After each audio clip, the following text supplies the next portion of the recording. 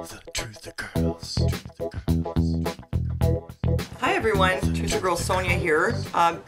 This is a video for the ladies in my audience, mostly for you.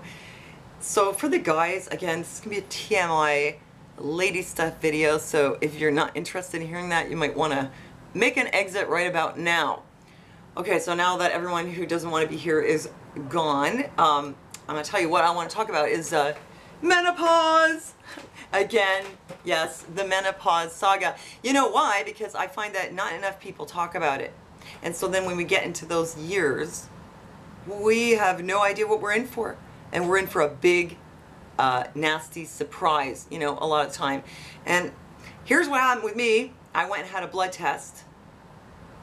And it showed that I'm actually post-menopause.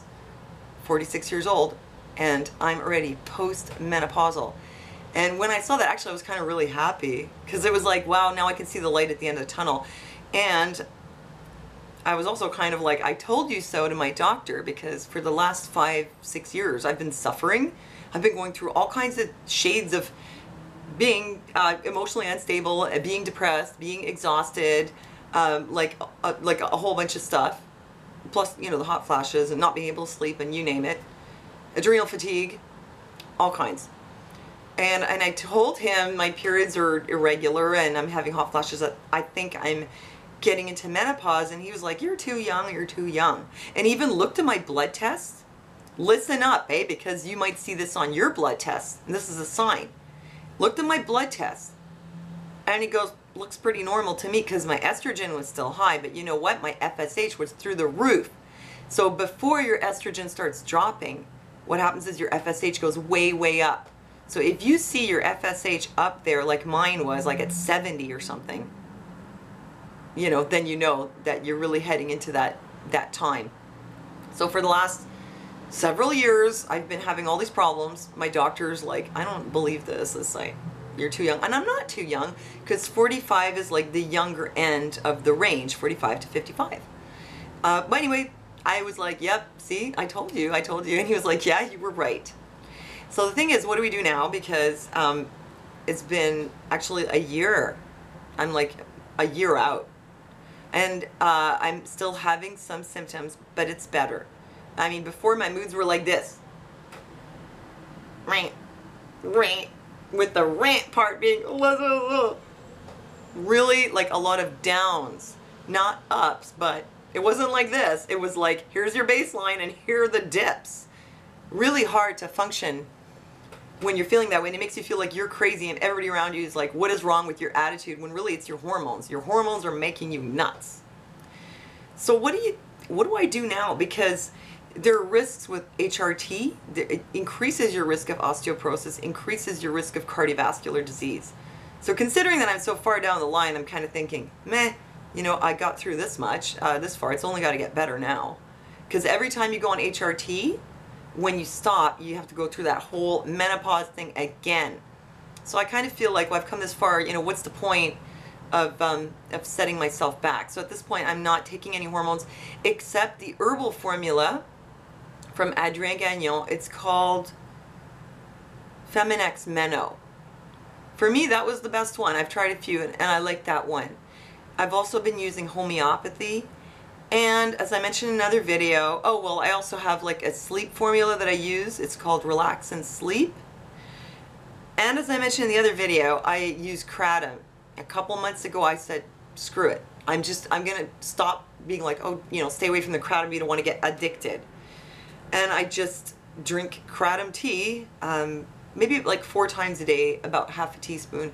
And I'll tell you the truth, for me it has made a huge difference. I feel a lot more emotionally stable. I'm not having these like episodes of horrible emotional pain.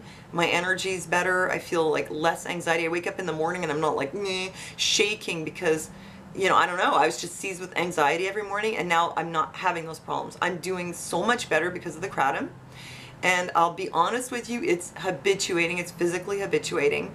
So if you drink it every day, all day, when you don't drink it, you're gonna feel it. But you know what?